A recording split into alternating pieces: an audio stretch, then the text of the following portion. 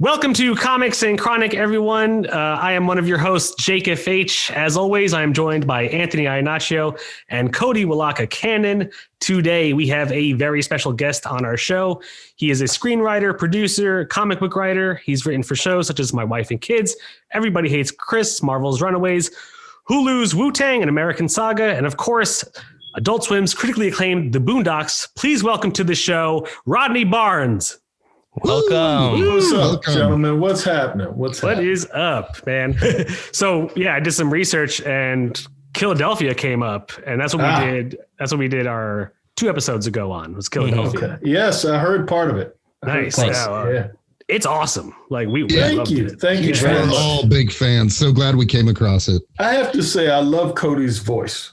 I want Cody to go on the road with me and open for me and just introduce me to the 7 people that show up at the signings. I want Cody to do my intro. Dude, I would be honored. Yeah, so we came across your comic. We all loved it. What brought you? I read the foreword where you were like inspired by Hamilton with the twist. How many times have you been to see Hamilton? Because and in the foreword, I think you said like 6. It's up to about 23 now. Nice. I lost track because of the COVID. And they shut theater down, so I haven't been able to go. So I think in the 20s, someplace in the 20s. That's incredible. By the way, I love They Live. That's a movie I've seen, and I love that movie. There you go. I love They Live too. It's so much that I'm wearing They Live. So yeah, I love it. One of the best fight scenes. John Carpenter, the Roddy Piper, Keith David. Yeah, that's a great fight. It's funny that you say. It's funny that you say you want Cody to open for you. He's actually a really good stand-up comedian. So I have no doubt that voice is a voice. That's a voiceover voice. There's a myriad of things when you hear that voice that you think of. So I'm not surprised at all. Nice, that's awesome. Thank you so much. So there's so much to talk about. Our main focus is of course Killadelphia, but you've been writing comics. You did the run on the Falcon. I did a short run on Falcon, and then I did Lando Double or Nothing. That was a prequel to the Solo movie. Of what Lando was doing up until that point. Then I do an ongoing book called Quincredible for Lion Forge, Oni Press. Yeah. There you go. Yeah. And then I do Killadelphia and soon a bunch of others, but yes. Ooh. Can you tell us about something that might be coming out that... There is a Killadelphia spinoff that is coming in the months to come. The way Image works, you have to have 3 books in before they will solicit. So I'm working on the 3rd script as we speak. I have one. I've got one hard copy. Jason and I do Nita Hall's Nightmare Blog. Oh, nice. Jason and I do Galleys of the books that we do so we can see what it looks like as a book and not just digitally, because it's still, you want to see how it would feel in the reader's hands and, how it looks. Killadelphia, especially the paper quality is great. I love how it feels in my hands. Yeah, Jason, anything that's art-wise or, paper quality or cover, any variant artist, that's all Jason Sean Alexander. He's responsible for all of that. As soon as I opened Killadelphia, I instantly recognized the art from 30 Days of Night. Did you approach him for a collaboration, or? Jason wanted me to tell you guys he did not do 30 Days of Night. He did Spawn. Oh. Ben Templesmith did 30 Days of Night, and Jason was a Spawn artist. He listened to you guys before I listened to you. He said, make sure you tell those guys I'm not Ben Templesmith. But nothing against Ben Templesmith. Right, everybody loves Ben Templesmith. But yeah, he did Spawn. He did a run of Spawn up until now, and I think he still does covers, but I'm not sure. I'll take responsibility for that. That was my bad. It's all good. It's all good. Jason lives a mile away from me, or I live a mile away from him. And I got hired to interview him for an art book because he's a fine artist as well as an illustrator of comics. And we sort of hit it off. And every couple of weeks or once a month, we would get together and go to restaurants and talk. And I would pitch him ideas and he would pitch me ideas and we would hate each other's ideas. One night he started, he was drinking whiskey and I was pitching him Killadelphia. And he kept listening. He listened beyond what he usually listens. I could usually tell his eyes glass over and he just wants me to stop talking. But this time he seemed like he was interested in some way. And the next day he called me and he said, that vampire thing you were talking about, have you written it down? And I said, it's in my head and blah, blah, blah. He said, you should write it down. I think we could do that one together. And so he pitched it. I think he pitched it to Image. And the pitch was a pitch that I had given him that it was Sanford and Son meets Hamilton meets Dracula. Nice. And he said that was the log line that sort of sold it and got it in. And so there you go. But I always thought his art was perfect for the tone that I was trying to strike. He has an atmospheric, moody kind of quality to his work that that just, even when it's not on the page, there's a tension that's there. There's an eeriness that's there. And I sort of wanted that.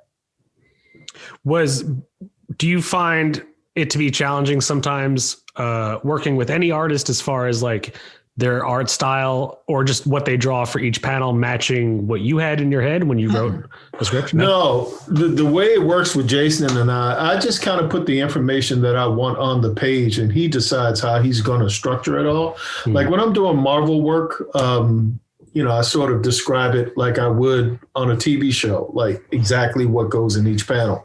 But, Jason and I are a little bit looser because I'm such a fan of his work that sometimes I write to what I want to see him draw. Nice. It's like there's a couple, anytime you see a double page spread, that's me wanting like a couple of pages from Jason that I'm eventually going to frame and put on my wall in my office. So there you go.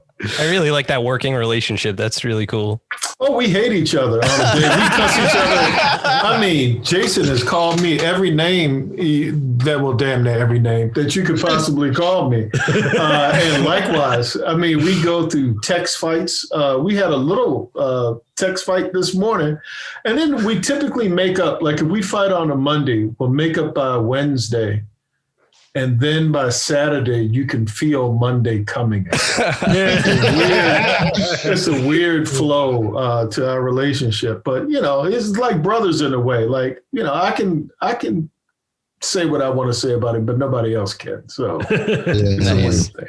So I had a specific question and that I was curious about. I was wondering, was Vampire in Brooklyn and or Interview with the Vampire in any way an influence on Killadelphia, especially in regards to John Adams' backstory of becoming a vampire when he goes to the Caribbean? No and yes. When I first came to Hollywood, Killadelphia has been around for a while in my head. So I came to Hollywood in 1995 from Maryland, and I wrote the movie version that's nothing like the Killadelphia book now. And I had a really big movie producer who's, if I said his name, you guys would know exactly who I'm talking about, who was interested in buying it. And he said, it's only one problem. It's too many Black people.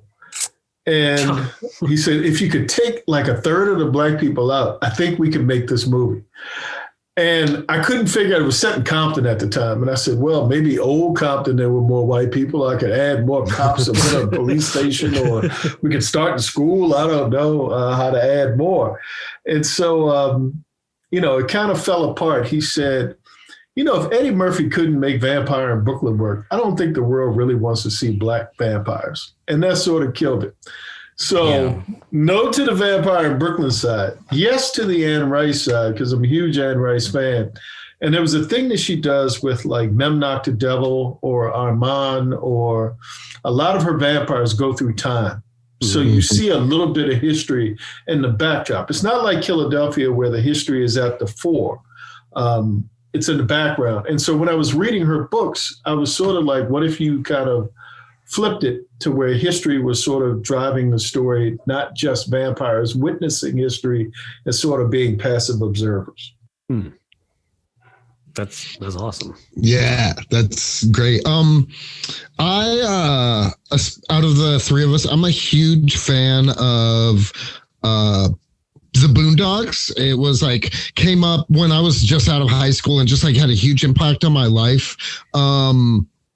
How was like writing all of these characters, like Thugnificent and stuff like that? Did you have the voice actors in mind, like the rappers? Were they an influence in like the character writing, or not really, unless it was personal? I think some of like Carl Jones played some of those characters, and he was actively involved in the creative process. But more often than not, you write the stuff, and in animation in general. Unless you're doing like South Park, where the creators are doing the voices, or Family Guy, where the creators doing the voices, you write the stuff and then it's cast to that. So there you go. What I'm curious to know, because what comics did you grow up reading? It was weird because I'm older than you guys, so when I first was reading comics, it was for the art, and I loved Neil Adams. And for a while, Neil Adams seemingly was drawing every cover for DC Comics. So, I learned very quickly that sometimes if you did the cover, you didn't do the art on the inside. But those Neil Adams Batmans and Detectives and Green Lanterns and that stuff. And then I had Mike Grell, who was kind of a knockoff Neil Adams, who I love. I love Neil. In fact, I ordered a commission from Mike Grell for the Superboy and the Legion of Superheroes. Nice. Very nice. And then it was George Perez and John Byrne on the Avengers / X-Men for John Byrne. And then this weird thing happened with me where I started to not just look at the art, but I actually read the stories deeper. And I think Frank Miller's Daredevil, The Dark Knight Returns, stuff like that got me into them more from a literary place. Neil Gaiman with Sandman and Miracle Man, Alan Moore with Miracle Man and Swamp Thing. It just became like literature to me in a different way. And it sort of was like comics were evolving to a certain place. And then I had a period where, life took over, and I was still going to comic shops every Wednesday, but I wasn't reading as much. I was just buying them just out of habit. And so when I started to write them, there was a big gap in between where the audience was, where I left off, and where they were now. It's like I was really wordy. And it's the funny thing about Twitter is people can tell you exactly what they hate about you. And so I remember the first time, because there was this one guy who hated my Falcon run. And I was in this movie, The Post, with Tom Hanks and Meryl Streep. And my phone was in my hand because as a writer in Hollywood, someone's always calling you, emailing you about something. So it's a neurotic thing of holding your phone. And my phone kept buzzing. And so I'm looking at my phone and it's Twitter, and it's this guy, and he's killing me. And he's taking pictures of dialogue that he hated and just screen capturing it, putting it up and making commentary. And I'm thinking, my career is over. This is it. I never want to feel this feeling ever again. I want to fight this guy. This is just horrible. But under what he was saying, there was some truth. And he actually did me a favor. And I had to make an adjustment. I was writing to TV. I was writing TV jokes. I wasn't necessarily, the relationship between words and art, I hadn't really established my own voice in doing that. And so I kind of look at Falcon #4 as my first book ever. And those first couple of series were kind of like boot camp. They were sort of like getting me integrated into comics of today and finding my own voice and my own style as to how I want to put a book together. To jump off that, like that series came right off of Secret Empire, and you even did the one shot for Secret Empire. And that was I feel like a weird #1 transition for Marvel. And it felt like I read a very interesting article today about Secret Empire, where this writer was talking about how when he first read it, he very much connected with the story, especially Falcon's story of taking up the mantle. But like the way Marvel handled it, they didn't seem like, looking back on it now, because it seemed like Marvel, like Falcon was Cap, and then they just kind of stopped it when it was building up, like, and I loved him as Cap. It was a good change, and like what they did to Steve Rogers was just crazy, like making him Hydra. So, and I felt like for you know, I collect comics all the time, so I was ready for what was coming next for Falcon, and I bought that series and I loved it, honestly. And I felt like you were in a tough spot because they changed Falcon so quickly, you know? Like I was, but had I not gotten that opportunity, I wouldn't have figured it out. It's like I could have been in a better position for me, because I love horror, and I love, and the tone of what I do, I think speaks more to that than absolutely mainstream, just superhero comics. Like, I write them, I'm going to keep writing them. But if you ask me what feels natural to me, it's the Killadelphia type stuff and the books that I'm about to do. But, again, I had to learn how it worked. It's one thing to say, oh man, I could write comics, because usually the way that it works is comic writers more often than not would rather go from comics to writing television and film. I'm reverse engineering and going from film and TV back to comics. And having never really done it professionally before, just, the amateur stuff that I'd done with my friends and people along the way, I needed the trial by fire. I needed the boot camp. I needed to figure it out and to just jump in, because even though there's pressure in it, that pressure sort of kind of makes you pay attention in a different kind of way. So I want to ask, how did you transition from writing TV and film to getting into the comic book industry?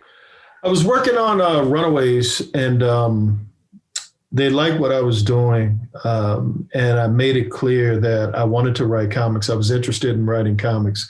And so Marvel Television reached out to Marvel Publishing on my behalf and said, hey, this guy wants to do a book. And they gave me the Secret Empire story, the 10-pager, to get my feet wet, and then offered me Falcon shortly thereafter. Nice. And the only thing that was tougher about Falcon for me was he didn't have, other than that Cap persona, he didn't have a definable thing, sort of like Daredevil and Batman and a bunch of other characters who have sort of a thing that they have.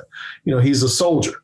And in that soldiering, you can make him James Bond, you can make him a lot of different things. But unless he's fighting Hydra or he's doing something that's directly related to the larger idea of a bigger thing, it was hard to do nuance and specificity coming off of, like you said a moment ago, he's coming off this big thing of leading the Avengers, and he's Captain America, and he's this, and that's just going to be a regular guy in the hood again. And so it's like making that transition from there to there was sort of a leap. But I love how you put him up against Blackheart.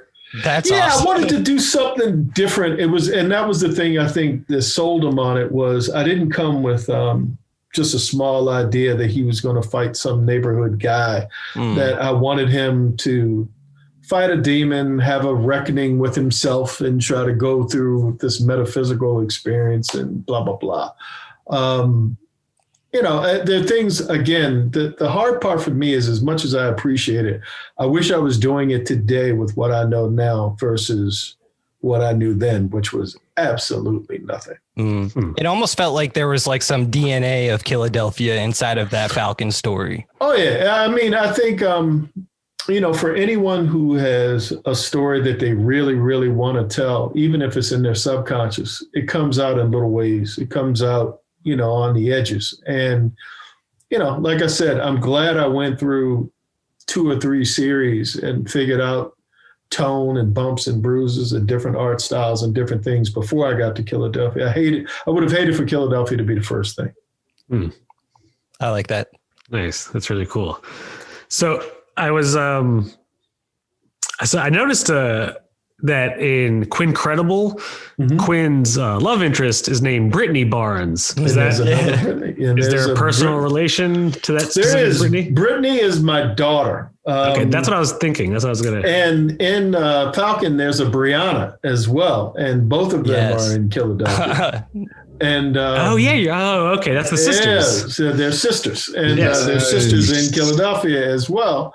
And it was attempt to try to get them to read comics. Like my son, he reads comics, and it wasn't like really an effort to get him to read. But my other kids, they have no interest in comic books whatsoever. Oh, that's cool. All right, bye.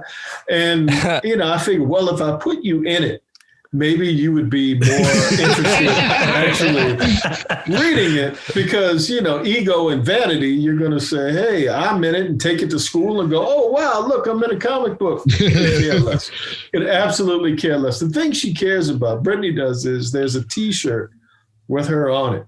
And so, she wears the T-shirt, but she has absolutely no idea. If you say Killadelphia, she said, oh, yeah, my dad writes that book. She has no idea what it's about, why it's there, nothing.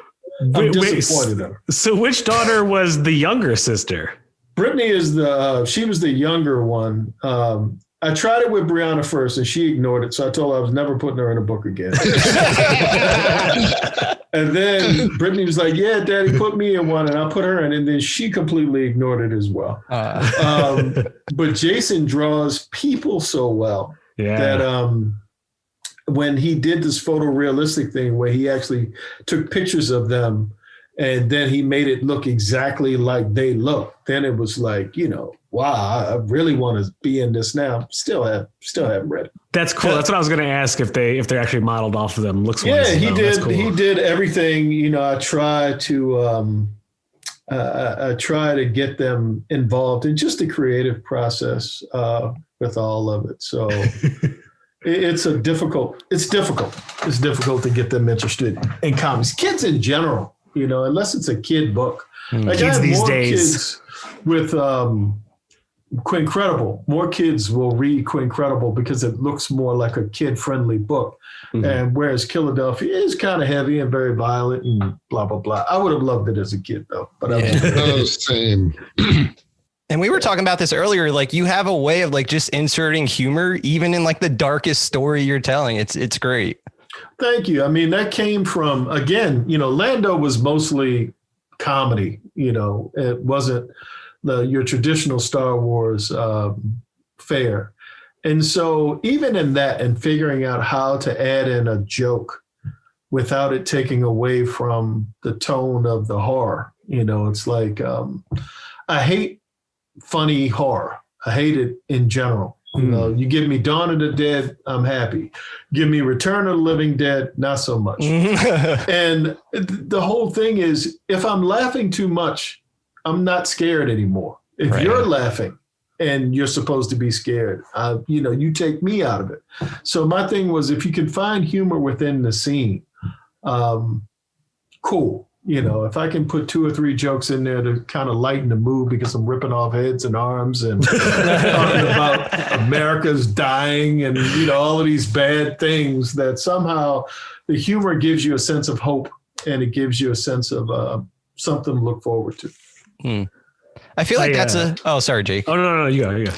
Like a theme I was finding, especially in Quincredible, in your Falcon story, Killadelphia too, there's I guess the way I summed it up, you have a really great line that in Quincredible, where his parents are talking to him after they find out, he's got powers. And they tell him, saving the world's a matter of perspective. Everyone has a point of view of how the world should be, of who's the bad guy. Helping the world become better is the best thing we could do, but you have to have a good idea of what needs changing, not just listen to your frustrations. And I felt like throughout your stories, I really felt that in a lot of the characters, like in Killadelphia. I felt that with Seesaw in a way, and in Quincredible, of course, but in Falcon, I felt like he was trying to instill that in Patriot. I don't know. Am I off on that? No, you're pretty much on. I mean, I think again, I'm old enough to remember when you had those Dirty Harry movies that I loved as a kid, where he's basically anybody who wasn't a cop or a white guy was a bad guy, and there were no lines drawn as to why. They had one, I think it was in Magnum Force, where the Black Panthers were kind of like bad and Harry had the gun and he had to go and talk to them. And they were sort of maligned as just being against society. And there was no balance as to how they were portrayed to say why they were doing the things that they were doing. And I think with any antagonist, if you can give them a plausible reason as to why they're doing what they're doing, they're not just bad, Right. They have a perspective that they think. It's like the Sith and the Jedi. It's like the Sith have a point of view and the Jedi have a point of view. And those two just don't kind of mesh. And I think if you look at, unless it's just crime, unless I'm murdering somebody or killing somebody and something. But when you talk about ideology, ideology comes down to a matter of perspective. If you, regardless of where you come from, there are people who do really heinous things in the name of believing that they're doing the right thing. Right. And they really don't typically get a voice when you have a protagonist that's trying to stop them from doing something. You just look at the behavior. But under the behavior, there's a logic that's there on both sides that could be explored. And to me, because people rarely do that in stories, I think you have I agree. Now. It's like, say that, a lot of the guys they're guys who sell drugs that are selling drugs because there's no infrastructure in their community. Right. And that's the only form of commerce. And that's the only form and way of taking care of your family and feeding your family. And, the larger idea of America may look down on them and say, oh my God, you're a drug dealer, you need to go to jail. But you put yourself and you have some empathy for that guy and you look at his community and he's like, hey, I'm taking care of my family. I'm putting a roof over my head. I'm not killing anybody. I'm not stealing anything. And I'm not justifying, any of that stuff. All I'm saying is I'm empathetic to people who aren't as fortunate as people who don't have to do that thing. So being able to add perspective to, the conversation when you're telling a story, to me, adds a dimension to it. Sometimes it's a little bit more fair.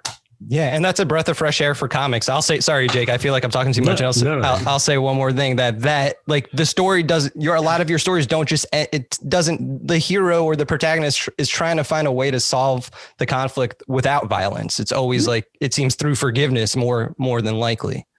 And it feels like when the violence comes, it's usually coming from an emotional place, not just from, I got to stop the bad guy thing.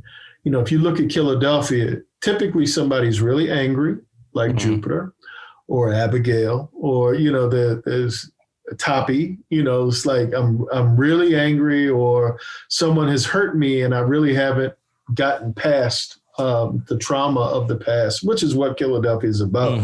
The whole book is about trauma. But, it comes from a place that I think is more natural to where I think, where I think anger and rage and violence comes from. I don't think it just comes from, I want to hurt you. I think it comes from a lot of subconscious places in us where, I see stories sometimes where people will rob somebody, and even after they've gotten a purse, they'll beat the shit out of them, and it's like, there's something beyond just a desire for money or just a desire for the thing that is driving them to be even more mean-spirited. Right. That's not justice at all. Yeah, that's not just, there's no way, like, I can't absolve that, but there's something going on in that individual. And I think there's something in America sometimes that is really, really angry and doesn't, and I look at anger as being really corrosive.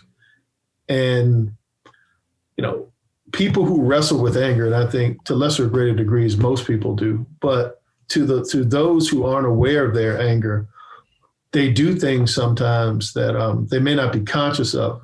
And in that lack of consciousness, you could do all types of things that in your better mind, you might not do.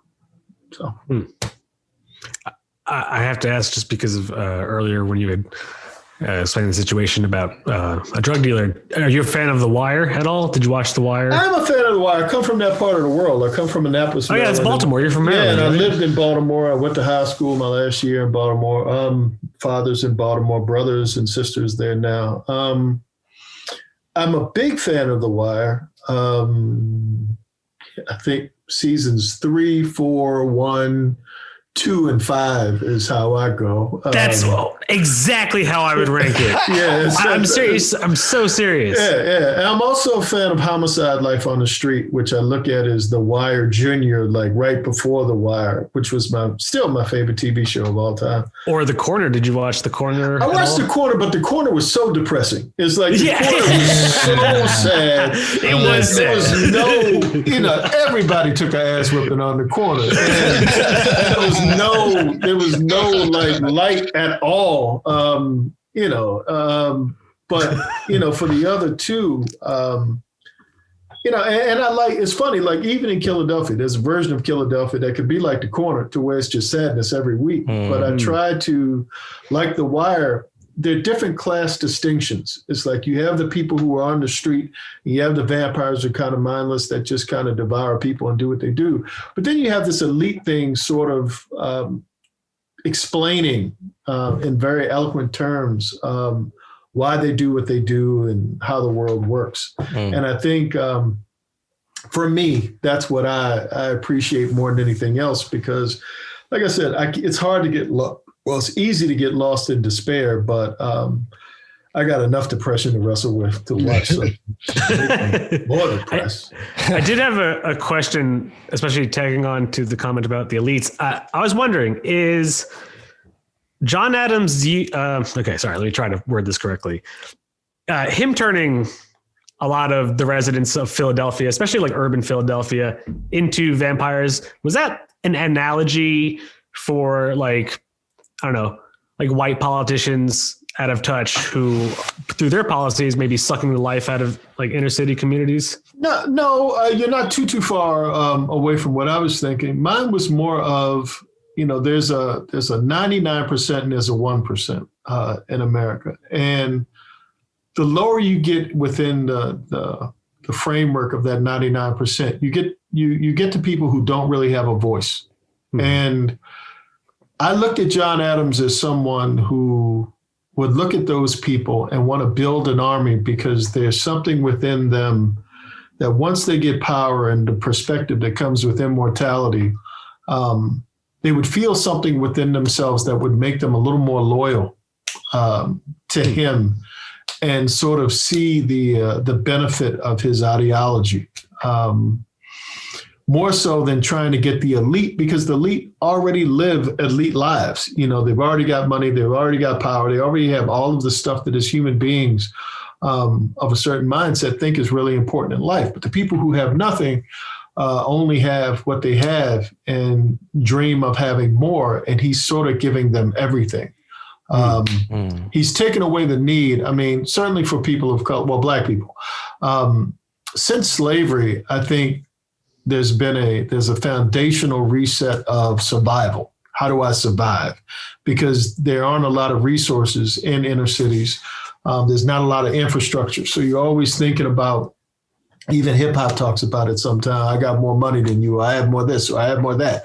And everything's about what I have, my ability to hold on to what I have, and those types of themes. What happens when there's no need for any of that? What happens when survival has been taken off the table and I'm going to be immortal from this point forward? I'm stronger than anything that could hurt me. I'm immortal. You can't really do a drive-by and kill me. Cops can't come by and rough me up. I don't need public assistance. I don't need a job. I don't need any of those things that typically I fought for my entire life and have watched generations of people fight for before me. It's really a matter of, obtaining blood. But what I try to put with my vampires is, if I have immortality, I still have a desire for purpose. Why am I here? And I hadn't seen that before. And, I'm a huge fan. I go back to the Universal monsters and, Bela Lugosi's Dracula and Nosferatu before that, and the Hammer films with Christopher Lee and Peter Cushing and the Anne Rice ones you spoke of, and Salem's Lot, and a myriad of vampires in between. And to lesser or greater degrees, they all just want blood. You know, Near Dark had a kind of cool thing where they traveled around in a van, and Dusk Till Dawn, they were in a bar. But for the most part, they still just want blood, and they want to be spooky. And I wanted to add something to it to where I have to do something more with my existence than just blood. I think I have Seesaw on the line saying, you know, I scrambled for money when I was a person, and now that I'm a vampire, I'm scrambling for blood, and I'm more than that. So the idea was just to kind of evolve past that general idea, because, you know, when people say, oh my God, another vampire story, the hardest thing to do to get people to read it is because people think another vampire story. Right. Yeah. What could you do that's different in a vampire story? And I'm like, well, I try to do a bunch of things that are different. And, you know, so there you go. You were mentioning all of the vampire stories that you've talked about, and you mentioned Salem's Lot, which is like one of my favorite vampire stories. And honestly, your Vampires in Killadelphia, if there was any like vampire lore that it reminded, they were those two, like I didn't think of it until you mentioned it just now, have a little bit of overlap. Were they a big part of your like lore for what the vampires did? Yeah, Stephen King in general. I mean, I think the way Stephen King wrote, I was a stand-in on the movie The Green Mile because I really wanted to meet Stephen King, not so much that I look anything like Michael Clark Duncan. Because I don't think they knew that though. No way. I don't think they knew. They could tell the difference. It was like, he's big and black, I'm big and black. You know, I just wanted to meet Mr. King, and I did. And he was very, very gracious and everything I wanted a hero to be. But Salem's Lot is one of those books that I've read and listened to, because I listen to audiobooks now because I don't have a lot of time, over and over and over and over again. And I would be lying if I didn't say the tone of how he presents the humanity of his vampires doesn't influence the way that I sort of do the same, because in Salem's Lot, you just have this community, you know, then you have the Marston house, and then you have, you know, the vampire comes to town, but you get to know all of these people first. And they have, you know, these messed up relationships. And then slowly when they become vampires, somehow the nature of the relationship is influenced by the vampire. It's not just about the vampire coming to suck the blood. He's also sort of corrupting the nature of what you thought the relationship was. And I do the same thing. I do it more from a soap opera place between father and son, because they're the ones that have to go back and forth in their relationship.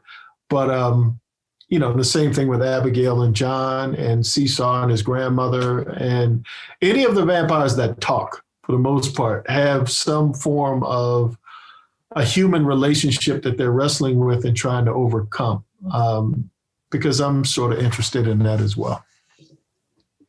Can I ask, I find it unbelievable that you haven't written, like Marvel has not approached you for like a Blade series? No, I even asked it one time, but I think that nice. The way that I think, and maybe one day the opportunity will present itself, and because Blade was the first job I had in Hollywood when I lived in my car. I lived in my car for like a year, and I had worked on movies and TV shows back on the East Coast, and I'd made relationships, and I got called to do the Blade movie. And I really didn't know who Blade was. I knew who Dracula was, but I didn't know who Blade was. And I remember buying the comic book before I got the job on the first day, the Blade and Dracula intro. Got it out at, I think it was, which comic book? Golden Apple on Melrose. At the time, it was further in on Melrose. It wasn't as far down on Melrose as it is now. And I learned who he was, and it was a great movie. And I'm actually in it for a hot second because in the Blood Club, all the extras, as soon as you dump blood on them, started running out of the room. And my job was to be the big security guard that would stop them from running out of the room. But all of that to say, love Blade. One day hope to play in the Blade world. But any of the Marvel or DC horror comics, I love Swamp Thing more than anything else in the world. I love that. There's a connection, a thing that they do every once in a while. Alan Moore had a run during his run when he did vampires. They were vampires underwater, I think.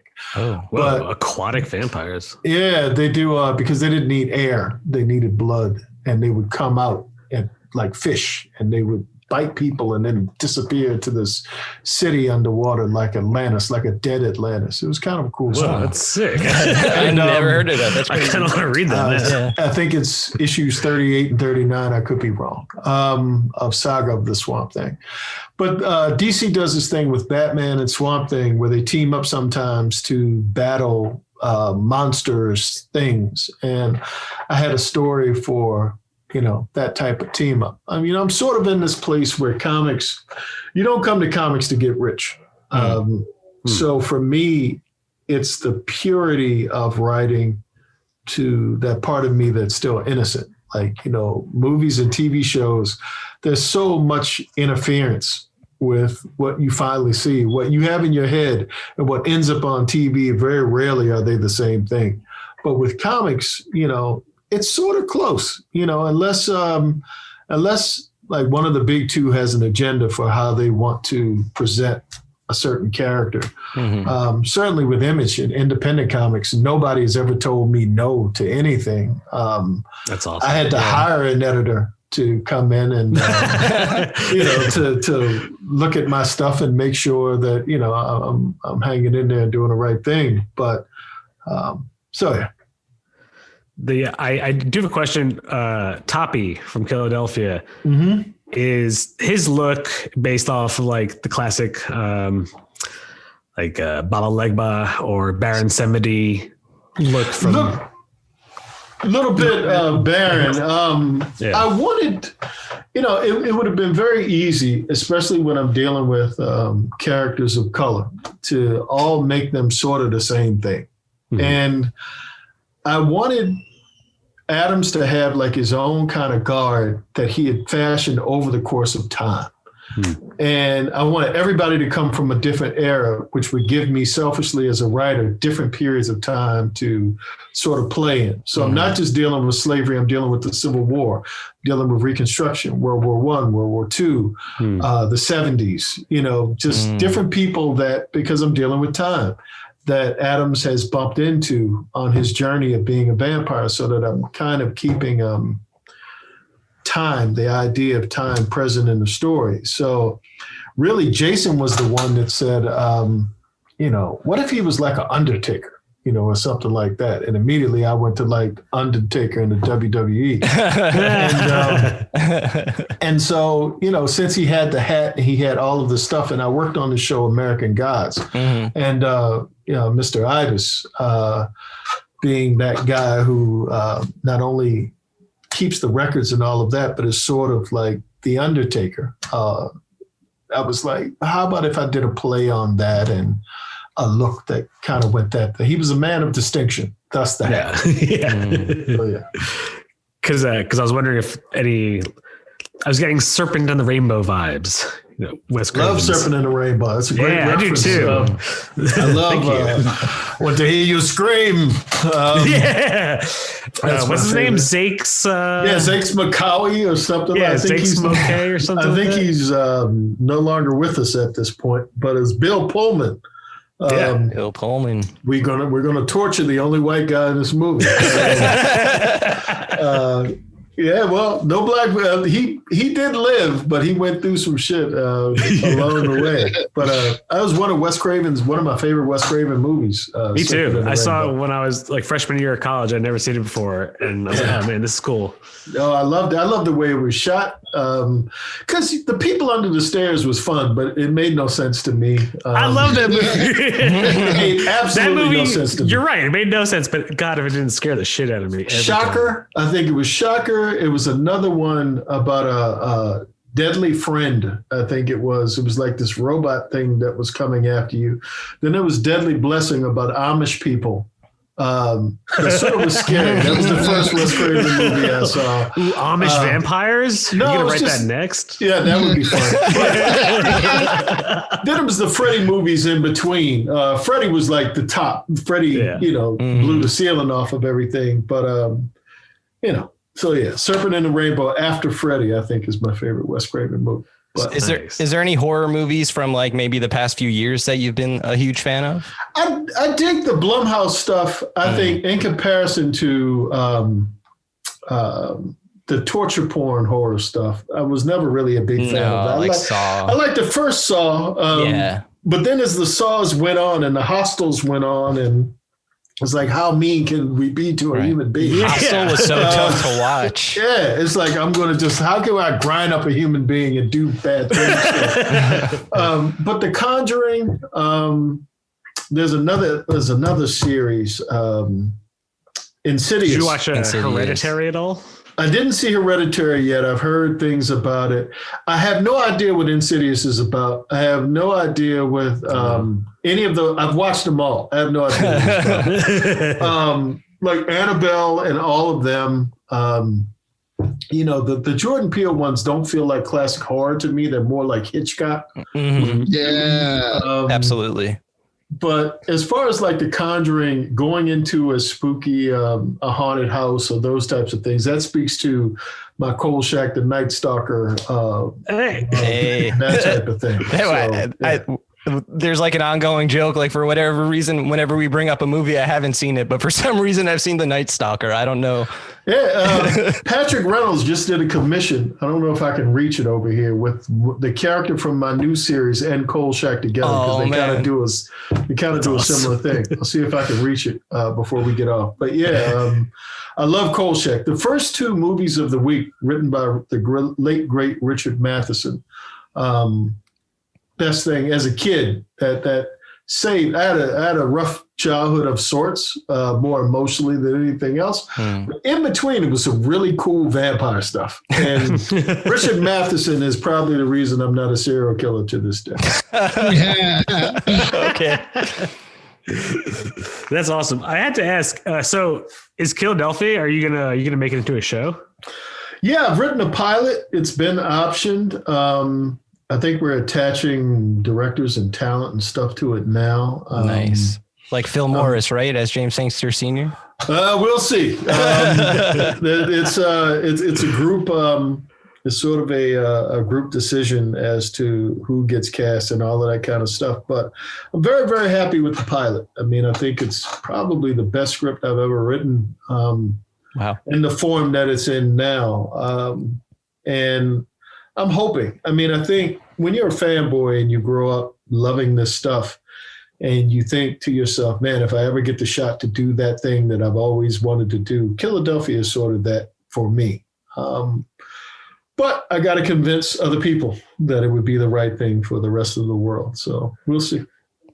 Oh, man. I feel like that should not be a hard sell. It's so amazing. Come on. I hope it's not on me. I would have it on TV this fall if I could. I mean, I think it's just a matter of finding the right home and people, people responding the way that you guys responded, that I respond. I think there's a place for it.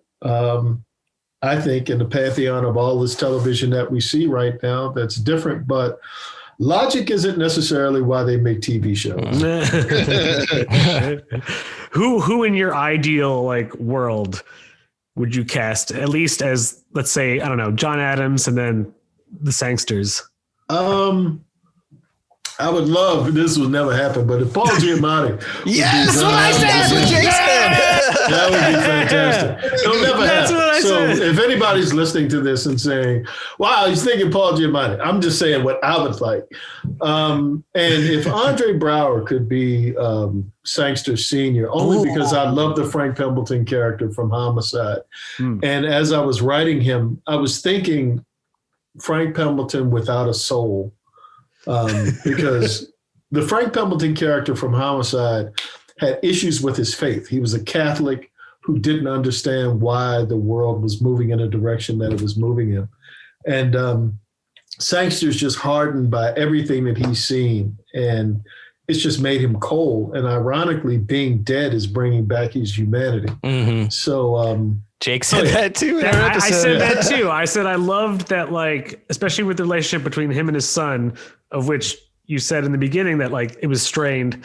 I love that he was more human when he was dead, especially when you think about like classic vampire lore and they're devoid of all emotion, humanity. And then that their relationship was reconstructed or, made stronger. Yeah. That was awesome. And thank you. That sort of came from when my father died. I didn't meet my father until I was 17, 18 years old. I'd seen him a couple of times through life, but we didn't really have a relationship. And I went to live with him when I was 17. And it was like being with a stranger, even though we had the same DNA. And then we went through a long period of not talking at all, and he passed away. And I always wondered, if we had more time, would that have changed the nature of our relationship? And I don't think that time necessarily is the healer of emotional trauma.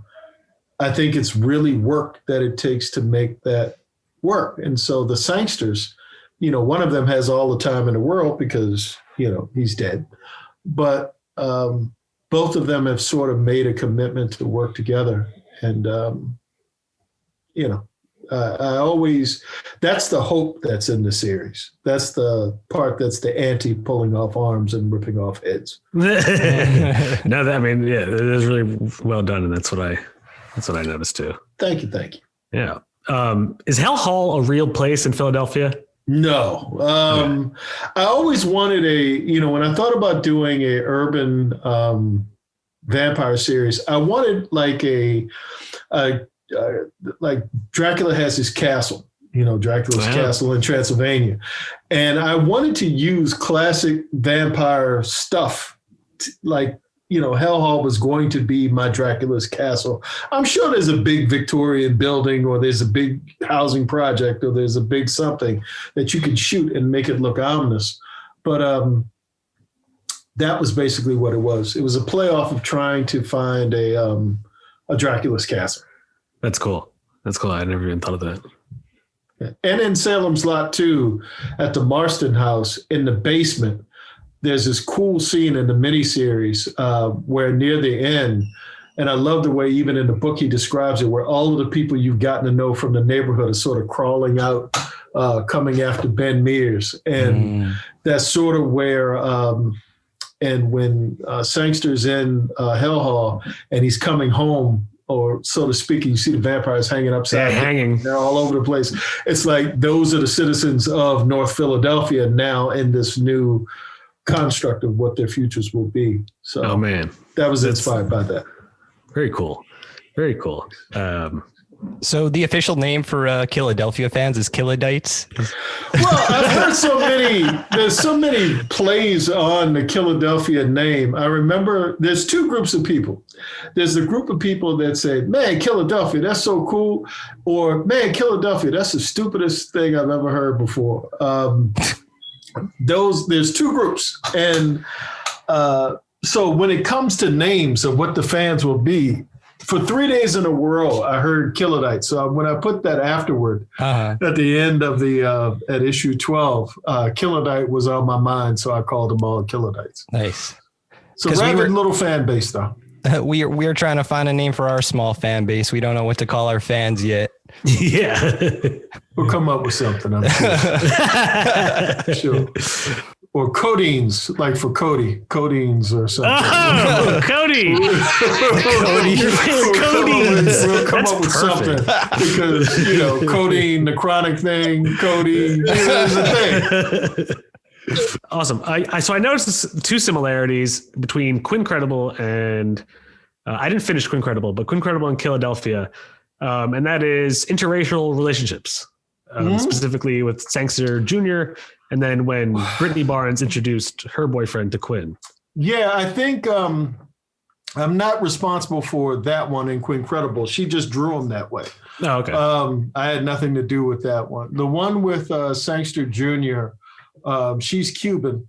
And so, it wasn't intentional. It wasn't something that I said, we need diversity in relationships. They could be, if this ever becomes a TV show, who knows what the ethnicities will be. The sections will be Black, and John Adams and Abigail will be white. Everybody else, who's this? Seesaw will probably be Black too, but everybody else, who knows what they'll be.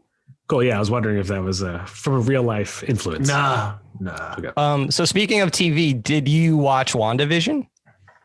I watched the first couple. I haven't had time because the show that I'm writing and producing starts shooting soon. So we're in pre-production, and there's a lot going on right now. So it's hard to sit and actually, warrant without guilty pleasure of sitting and watching television. It's a hard thing to do right now.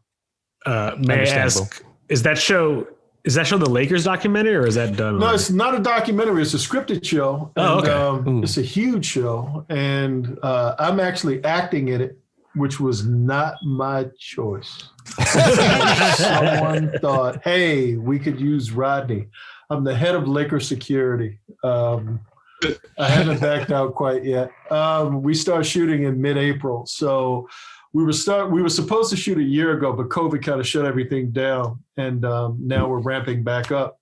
And, so there's that. I'm doing the Oscars this year. Oh, wow.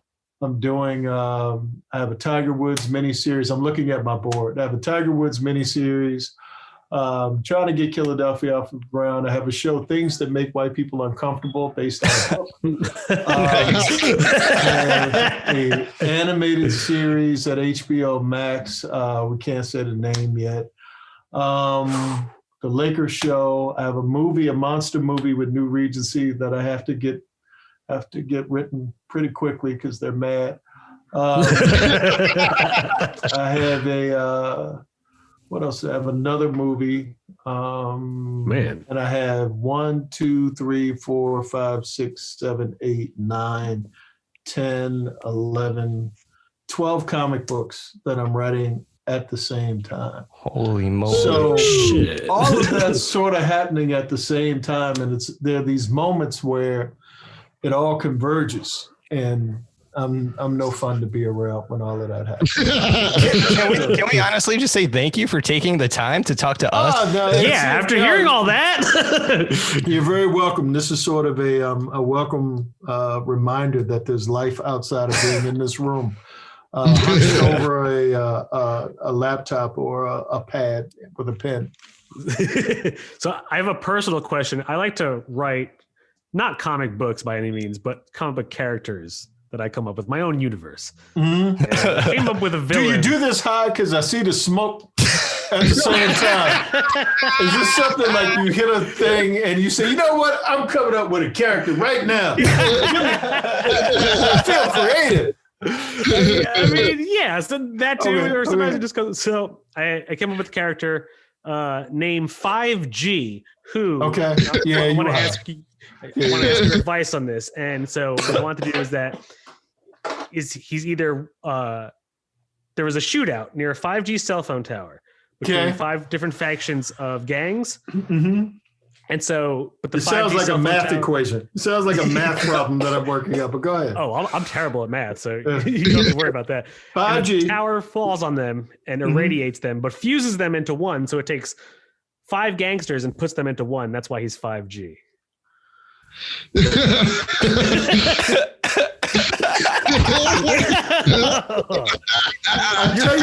tell you what. This is my advice. Okay. I say write it, then go to sleep. When you wake up the next morning and if you look at it again and it makes sense, keep going. It's a good thing I didn't tell you about any of my other characters. Anytime you have to describe your characters with your hands, it's usually a journey that's, is fraught with peril. Whenever you say, look, so there's this dude, like he can't swim, but the bad guys are in water, and he really wants to get him. It's like you're using your hands to explain the story. It's like, that's always bad. And people do it with me all the time. Look, man, I got this idea. You're going to love this. And it's like, and I just look at your hands and I want to order pizza. Oh man, all right. I'm super glad I asked that question. By all means. It's not the worst idea I've ever heard. Wait, what if he makes 5G a vampire? Oh. Yeah, I mean, it's not like, you know, and he can suck the 5G out of the Ethernet in the air. Now you're just going left. Now it's just, you know, when you left it at 5G, you left it up to me to interpret however I wanted, and I could go from there. And now when you're adding I killed it. I killed it. Yeah, when you add a second act to it, now I'm like, okay, now he's just you know, he's just wasting my time now. We don't want to do any more of that. So I guess on that note, thank you so much for coming out. It was really cool of you to. But yeah, we were talking about the edibles, and I promised someone that I would say, oh yes. JustMarryDelivery.app is the place to go for a myriad of things that, you know, as far as cannabis and all of that is consumed. But I personally get gummies so I can go to sleep, because if I start thinking anytime after 9:30, I won't sleep for days. So I need to be able to sleep. So there you go. Thank you so much for you guys look like you can sleep really easy. Cody can sleep easy. I wish that is so true. I wish I could be Cody. If I could come back and be Cody for a day. When I heard Cody's voice, Cody reminded me of the kid that would like mess with me on the playground but be my friend at the same time.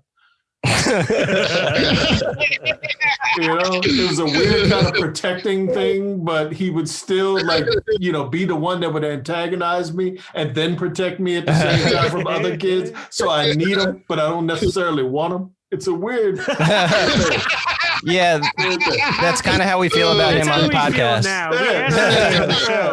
He's the live wire. He's the guy that comes in. He's the closer. He's the looks. He's the looks of the show. Yeah, he's got a thing. He's the guy. It's like, yeah, we got us, but we got Cody too. Got Cody. It should just be Comics and Cody, honestly, at this point. Well, right? Hey, Comics and Cody. Y'all can. I don't want anything. You know.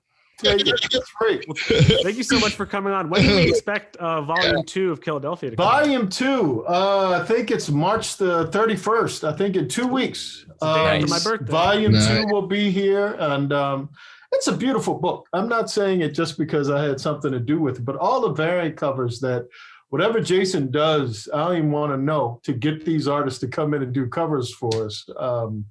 It's a gallery in the back beyond the story. There's just...